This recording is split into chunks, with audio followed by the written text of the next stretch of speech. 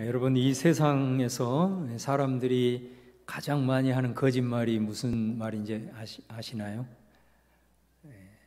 잘 모르시죠? 이 거짓말은 아주 교활하기 때문에 자기가 거짓말을 해놓고도 이것이 거짓말인지 모를 그런 거짓말이랍니다.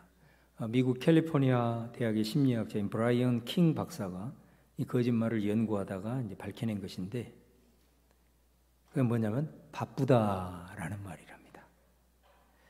이 바쁘다는 말은 모든 것을 합리화할 수 있고 핑계댈 수 있는 마력을 가지고 있다, 그렇게 말을 하고 있습니다.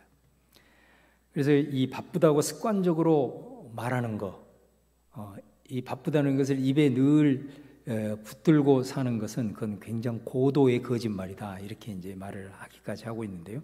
예를 들면은 하나님께 예배 드려야 되는데 내가 너무 바빠요. 너무 바빠서 기도할 시간이 없어요. 제가 어머니 아버지 자주 찾아뵈야 되는데 너무 바빠서 제가 잘 찾아뵙지 못해요. 내가 요즘 너무 바빠서 운동도 제대로 못해요. 다 바쁘다. 여러분, 사실 이 바쁘다라는 말이 정말 거짓말일까? 꼭 그렇지만은 않은 것 같아요. 특별히 이 시대는 많은 사람들이 정말 바쁩니다. 그리고 우리 성도님들 중에도 보면은 몸이 몇 개여도 부족하게 살아가는 그런 분들도 사실 계세요. 저는 그래서 이 바쁘다라는 말을 좀 다른 관점에서 접근을 해보고 싶어요. 이거는 가치의 문제다라는 것입니다. 다시 말하면 내가 무엇 때문에 바쁜가, 왜 바쁜가, 이런 질문을 내 스스로에게 던져보면 그 속에는 내가 추구하는 우선적인 가치가 나오게 되는 거예요. 내가 지금 무엇에 관심이 있고 내가 무엇에 의미를 부여하면서 살고 있는가라는 것을 볼 수 있게 된다는 겁니다. 자, 어느 교회 목사님이 집사님에게, 집사님 공부도 많이 하시고 또 우리 다음 세대를 위해서 좀 섬겨주시면 안 되겠습니까? 좀 교사로 좀 섬겨주세요. 그랬더니 이분이 하는 말이, 제가 하고는 싶은데요, 바빠서 정신이 없네요. 시간을 낼 수가 없네요. 그래서 목사님이 그래요. 그럼 할 수 없지요. 이렇게 이제 생각을 했는데, 얼마 후에 이제 우연히 이렇게 이제 서로 몇 사람이 모여가지고 티타임을 하게 되는데, 거기에 또 목사님과 이제 그 집사님이 같이 또 함께 어울리게 되었습니다. 근데 그 자리에서 이제 이런저런 서로 이렇게 이야기를 하다가 연애 이야기가 나온 거예요. 그래서 당신 어떻게 연애해서 결혼까지 했느냐, 이런 얘기를 이제 쭉 하는데, 이 집사님에게 집사님 어떻게 이렇게 연애해서 아내를 만나셨어요? 이렇게 했더니 이분이 물을 만난 물고기처럼 신이 나가지고 말을 합니다. 저는요, 미국에서 박사학위 공부를 할 때 제 아내를 만나서 연애를 했어요. 그래서 많이 바쁘시지 않았어요? 상상하지 못할 만큼 바빴습니다. 돈 벌기 위해서 내가 아르바이트까지 해야 되니 눈코 뜰 새가 없었어요. 그래서 우리는 잠을 줄여서 새벽 시간에 이렇게 만나서 그렇게 만나면서 연애를 했습니다. 그런데 눈이 뒤집히니까 그게 가능하더라고요. 그렇게 해서 연애해서 이렇게 결혼까지 했습니다. 그렇게 얘기를 하더랍니다. 그 말을 듣고 목사님이 좀 뼈가 있는 말을 한마디 던집니다. 맞습니다. 우리 모두는 바쁘지요.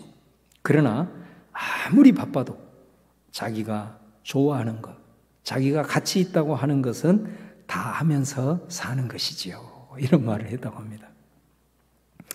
여러분, 이 목사님의 말의 메시지가 무엇입니까?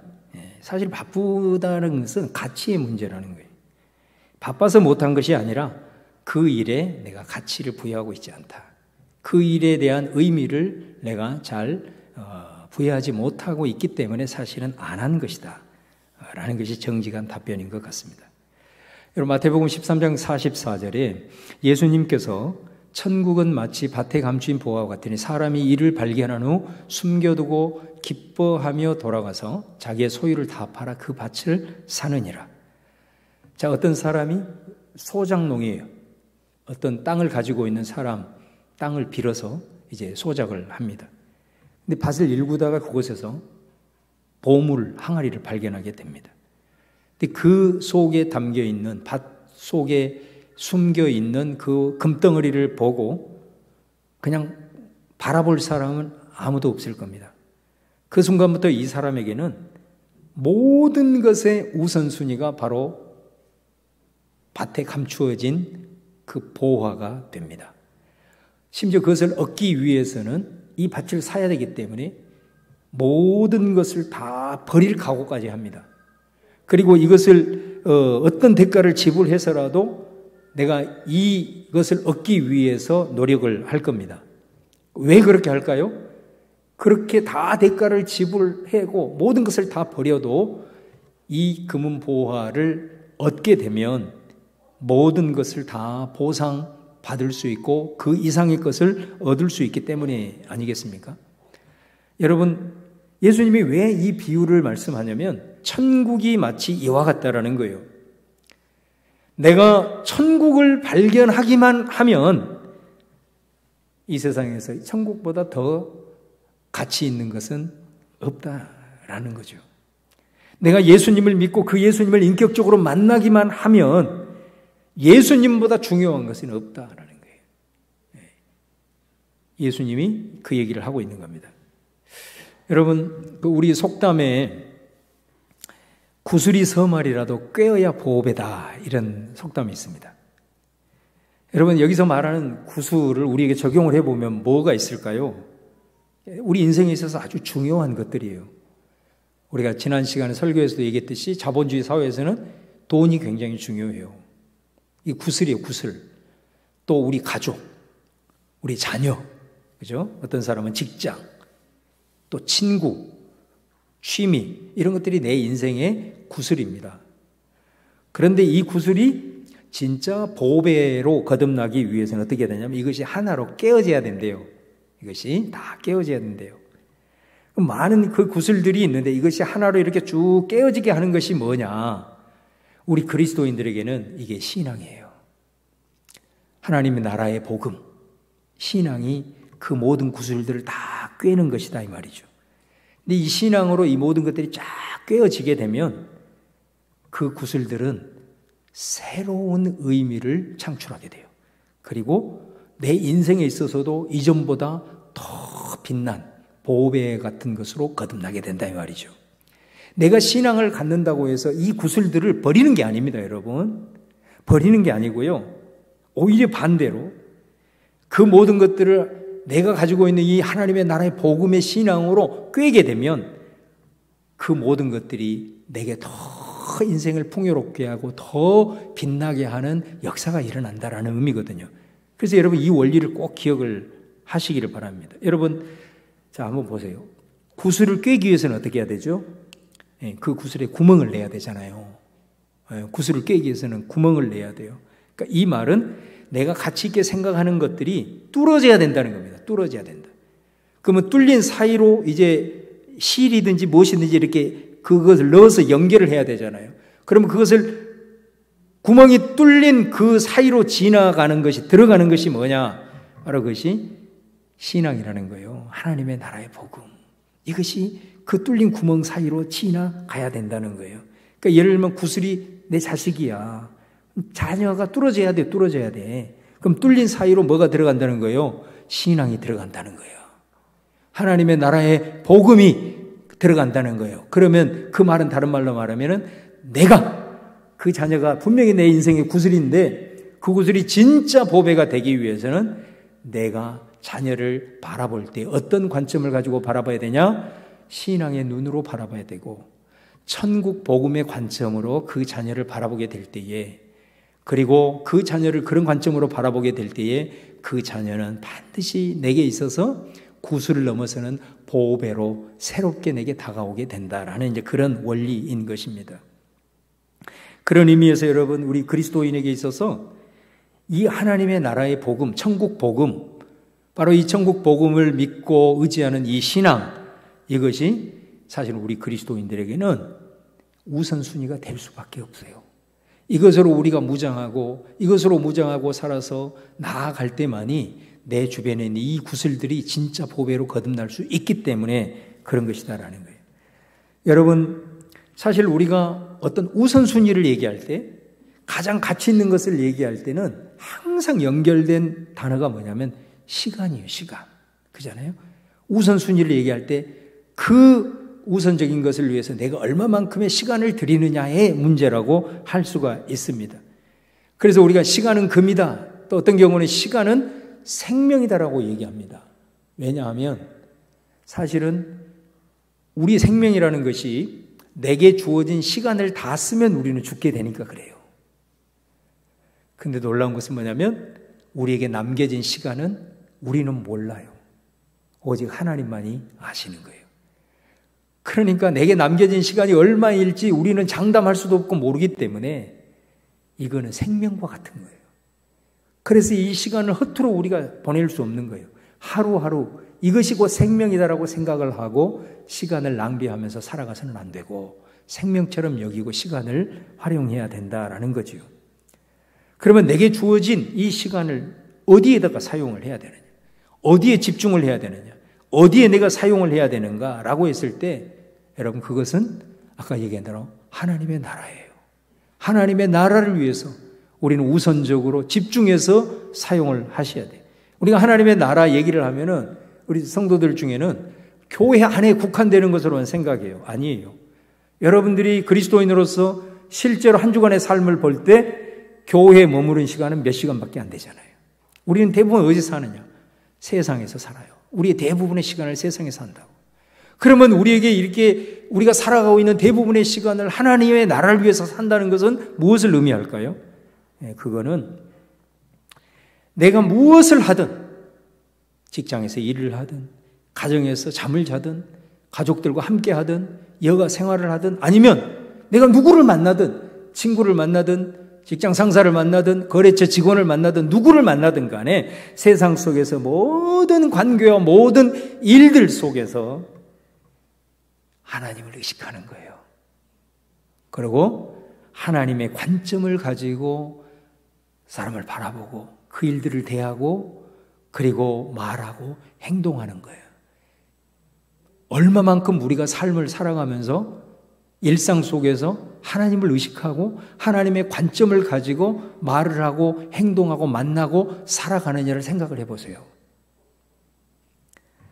여러분, 제가 지금 회복 시리즈 3가지를 얘기를 했는데 그 첫 번째가 뭐였어요? 공동체성이었잖아요. 그럼 이 공동체성을 어떻게 우리가 함양할 수 있느냐라고 했을 때 저는 우리가 모여서 드리는 이 회중 예배와 교회 소그룹을 통해서 이 공동체성을 함양하고 이것이 세상으로 흘러들어가 더불어 살 수 있는 공존의 능력을 베풀 수 있다면 바로 그것이 선교다 그랬습니다. 그 다음에 두 번째는 절대성을 우리가 회복해야 된다. 절대성은 예수 그리스도잖아요. 할렐루야. 예.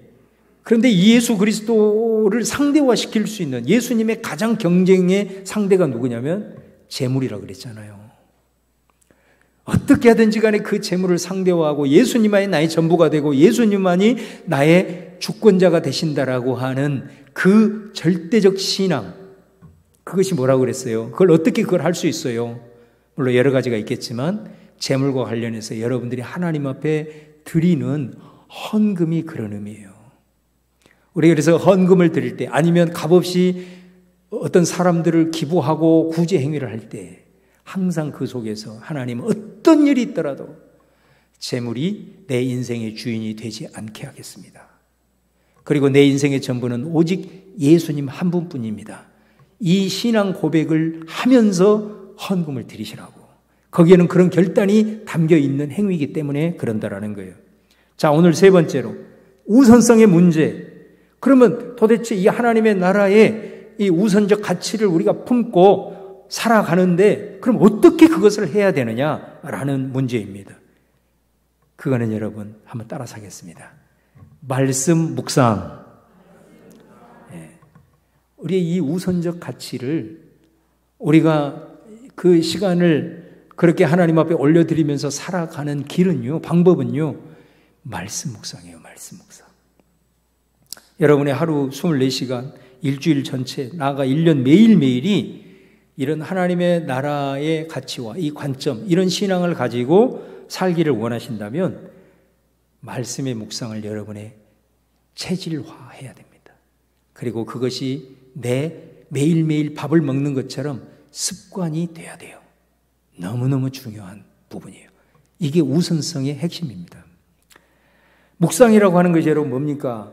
묵상은 듣는 말씀을 잊지 않고 그걸 매일매일 반복해서 생각하는 거예요. 이게 묵상이에요.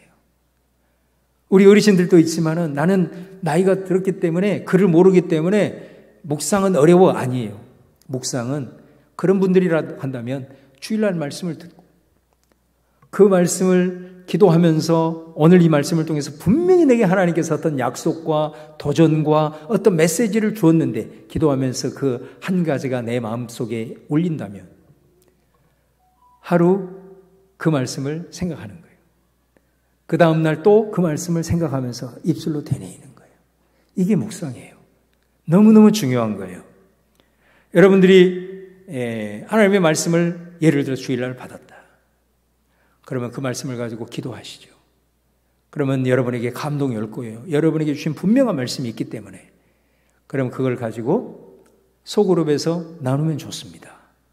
그러면 그것이 잊혀지지 않고 내 속에 각인이 되기 시작해요. 그리고 삶에 가가지고는 매일매일 한 번씩 생각하는 거예요. 그 말씀.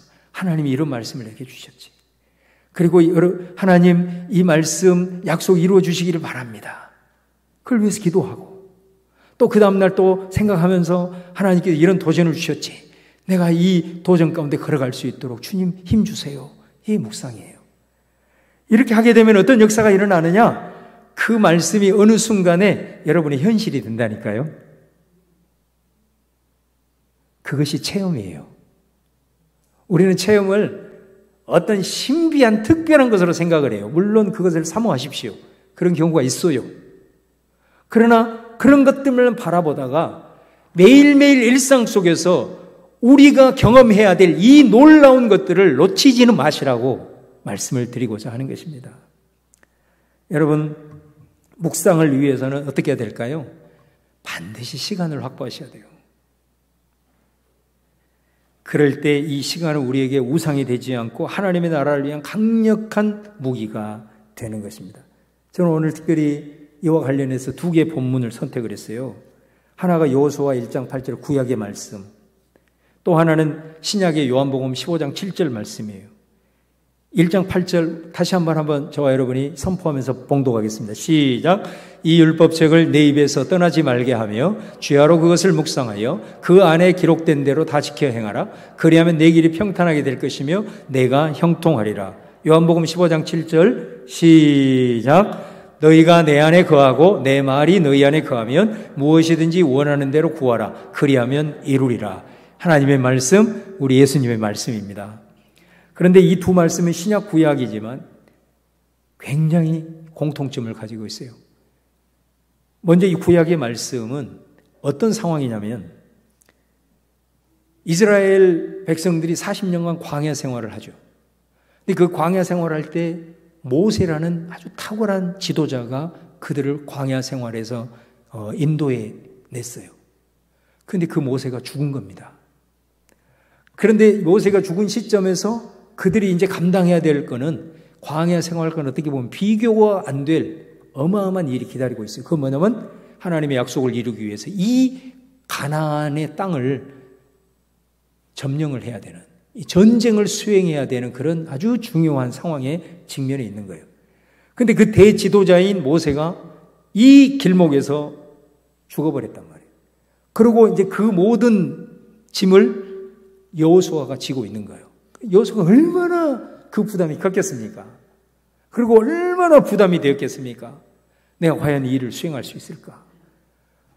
모세가 광야에서 방황한 그 백성들을 이끄는 것도 그렇게 힘들었는데 이제는 구체적인 적이 내 앞에 있는데 그 적과 전쟁에서 내가 승리할 수 있을까? 아마 여호수아는 잠을 자지 못했을 거예요.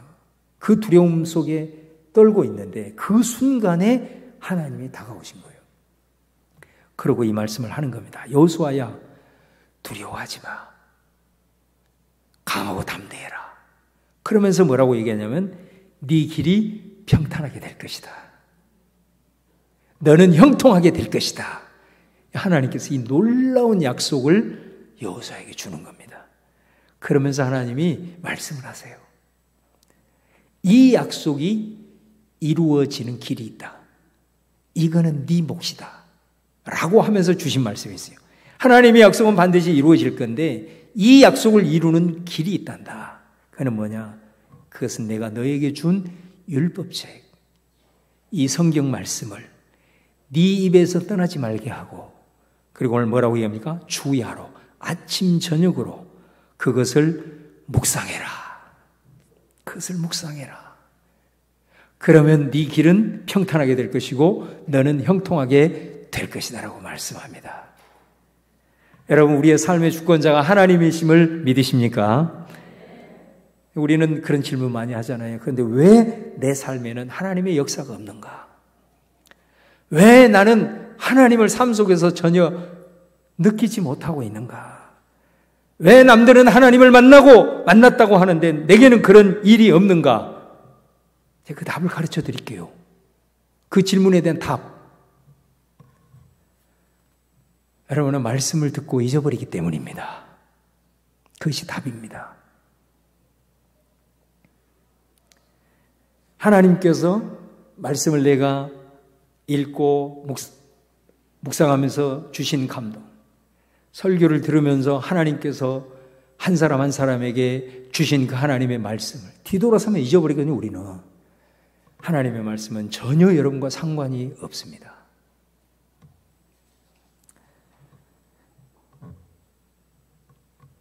하나님의 말씀을 소중히 여겨야 돼요. 하나님은 영이시기 때문에 우리 눈에 보이지 않지만 하나님은 항상 말씀으로 우리와 교통을 하십니다.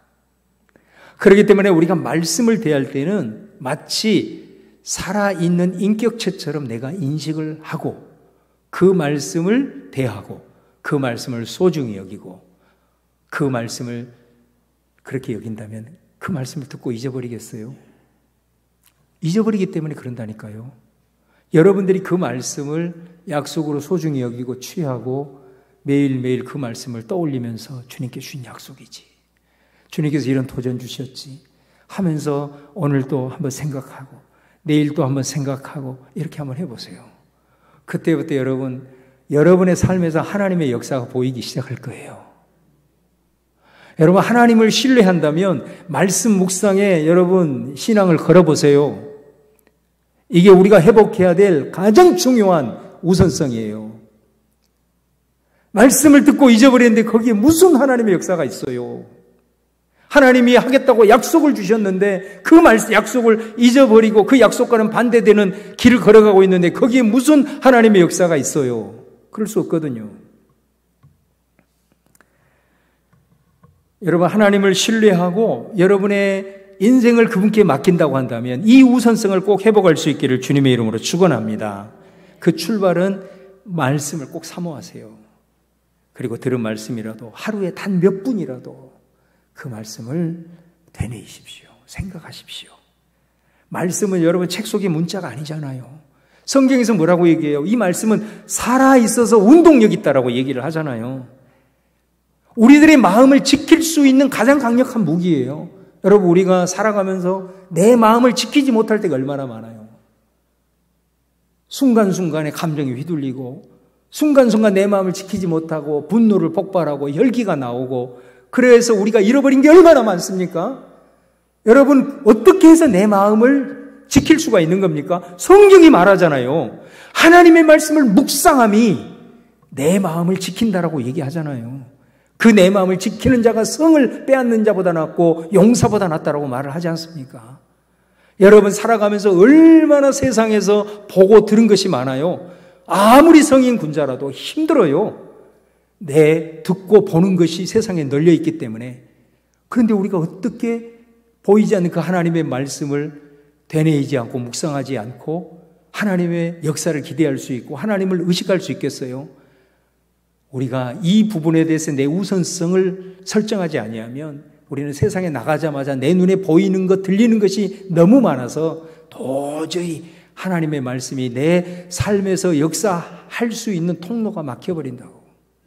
여러분 꼭 기억하시고 순간순간 살아가면서 신앙생활하면서 마귀가 미혹하고 우리를 이간질하고 얽어맬 때에도 그 마귀를 이겨낼 수 있는 길은 하나님의 말씀을 기억하고 그 말씀을 되뇌이고 그 말씀을 생각하며 나갈 때 이 원수 사단의 모든 마귀가 말씀이 성령의 검이 되어서 무찌를 줄로 믿습니다. 요한복음 15장도 마찬가지입니다. 이 15장은 예수님이 이제 십자가를 지기 직전의 말씀이거든요, 이게. 그러니까 이제 함께 했던 예수님이 이제 얼마 있으면 죽어서 제자들을 떠나는 거예요. 제자들이 얼마나 두렵겠습니까? 이제 함께 했던 그 능력의 예수님이 자기를 떠나는데 그 두려워 떨고 있는 제자들에게 예수님이 일종의 고별 설교로 주신 말씀이거든요. 이 15장 말씀이. 예수님이 오늘 15장을 통해서 말합니다. 얘들아, 이제 너희들이 혼자 세상에서 살아가야 돼. 내가 이제 너희를 떠나가게 된다. 너희들이 그 속에서 믿음을 지키고 살아갈 때는 많이 어려움을 당할 거야. 너희들이 때로는 박해를 받을지 몰라. 이제까지 나와 함께 했는데 없으면 얼마나 너희들이 외롭고 힘들겠니? 자, 그러면서 예수님이 그렇게 위로를 하면서 뭐라고 얘기를 하냐면 그럴 때 너희들 속에 원하는 것 그것 있으면 내게 구해라. 내게 기도해라. 비록 내가 없어도 너희들이 기도하고 너희들이 원하는 것 구하면 내가 그것을 이루어줄게. 그 말씀을 하시는 거잖아요, 이게. 그런데 예수님이 구약의 하나님이 여호수아에게 말씀했던 것처럼 똑같이 말씀해요. 그런데 내가 지금 너에게 한 이 약속 있지. 원하는 대로 구하면 이루리라. 이 약속이 이루어지는 길이 있다. 길이 있어. 이건 네 몫이야. 뭐라고 얘기해요? 네가 내 안에, 내가 네 안에. 이게 길이에요. 이게 길. 마치 사랑하는 연인이 헤어졌어도 얼굴을 보지 못한 그 순간에도 보고 싶어가지고 사모하듯, 그리고 그 연인이 나와 같이 있을 때 내가 너 얼마나 사랑하는지 알지? 내가 너 많이 아껴줘. 너의 이 모습이 참 이쁘다. 헤어졌어도 막 그 말이 생각나가지고 눈에 아른아른거리는 이 친밀한 교제잖아요. 이 말이잖아요, 이게. 내가 네 안에, 네가 내 안에. 이럴 때 내가 너한 이 약속은 이루어진다. 여러분, 우리 주님은 떠나가셔서 보이지 않는데 어떻게 주님과 교통하고 어떻게 주님과 친밀하게 교제할 수 있나요? 그래서 예수님이 뭘 말해요? 너희가 내 안에 거하고 내 말이 너희 안에 거하면. 예수님과 친밀하게 교제한다는 것, 주님이 내 안에 계신다는 건 뭐냐면 주님께서 우리에게 남겨주신 이 말씀이에요. 이 말씀을 통해서 우리가 주님과 교통을 하는 겁니다. 주님과 만나는 겁니다. 그 말씀이 내 안에 있을 때에 그 친밀한 교제 가운데 이 말씀을 교제한다는 건 뭐겠어요? 그게 묵상이라고. 묵상. 말씀을 잊어버리지 아니하고 의지적으로 그 말씀을 되뇌이고 매일매일 그 말씀을 되뇌이는, 생각하는 요 묵상이라고요. 묵상. 그것을 통해서 주님이 내 안에, 주님의 말씀이 내 안에. 여러분, 이 묵상의 능력이 얼마나 큰 줄 아십니까? 우리는 말씀을 듣고 그 말씀대로 일단 행동해야 되겠다 이렇게 생각하죠. 그러니까 작심삼일로 넘어지는 거예요.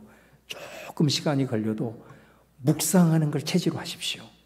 그러면요, 어느 순간에 그 묵상하는 말씀이 놀랍게도 그 약속이 내 삶에서 경험이 되어지게 되면요, 그 순간 하나님의 나라의 복음과 그 말씀이 내 안에 가치로 형성이 되어져요.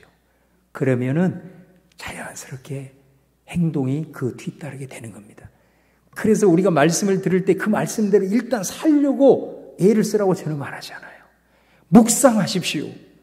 묵상하면 그 말씀이 여러분의 현실로 나타나요. 그것을 체험하기 시작하면 이제 말씀들이 여러분의 가치관으로 형성이 되기 시작하는 거예요. 그럼 누가 말하지 않아도 그 가치관을 따라 우리는 행동으로 나오게 되고 말로써 이어가게 되는 거예요. 여러분, 하나님의 말씀은 살아 있습니다. 묵상한 말씀은 반드시 여러분의 삶의 현실로 다가오는 것입니다. 이 체험을 하셔야 돼요. 이 경험을 하셔야 돼요.